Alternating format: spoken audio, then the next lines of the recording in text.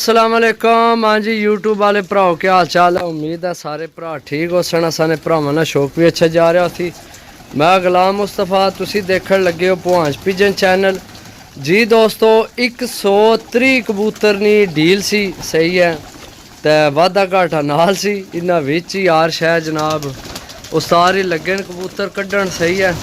तो ए जनाब असां तैयार किते न काटन सही है। तो ये जनाब सेल हो गए सन, तो वह बंदा उन्होंने फ्री को नहीं सी, तो उस वजह तो जनाब एक कबूतर असां भेजण नहीं होए। चेक करो जनाब कबूतर सही है। ये जनाब भाई शानी गुजर तो भाई मुदस्सर गुजर जनाब बडियाने तो उन्हें जनाब परचेज किते सही है। तो जनाब सुबह सुबह ना टाइम है, तो अल्लाह खैर करे जनाब काटन असी लै आए सही है। इन्हें की पैक करना, पैक करके तो जनाब इंशाल्लाह कार्गो करासा माशाल्लाह सही है। विच बच्चे भी सन जेड़े वो 20 बच्चे 18 बच्चे जनाब वो भी, तो बाकी कबूतर सही है। चेक करो जनाब सही है। भाई ध्यान मार लो अपने कबूतरों का, जेड़े कबूतर तुसा परचेज किते सही है। चेक करो ठीक है।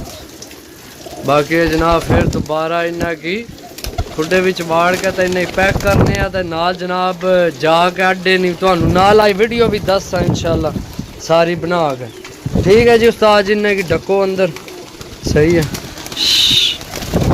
बाकी जनाब पैक करने पैक करके जनाब बड़ी बड़ी अच्छी मादी है। डीलां कट्ठियां जनाब लैने ना कट्ठी ना ही फायदा होना, चंगा माड़ा विच ही होना सही है। लेकिन माशाल्लाह जनाब 60-70 130 विचों 60-70 कबूतर बहुत अच्छा है जेड़ा ना भाई ने काम वापसी सही है। बाकी जनाब ये वो काटन सही है, ए काटन सही है। तो पैक करके भी वीडियो बनाने तो अगू भी कंटिन्यू रखने वीडियो सही है। माशाल्लाह काटन पैक हो गए जनाब सही है। चेक करो भाई मुदस्सर एंड भाई शानी बडियाना तहसील पसरूर सही है। 1 2 3 4 5 6 बड़े काटन लाइन 6 काटन बने सही है। बाकी इंशाल्लाह जनाब जाने हो रस्ते भी थोड़ी वीडियो बनासा अड्डे का ही बनासा ठीक है।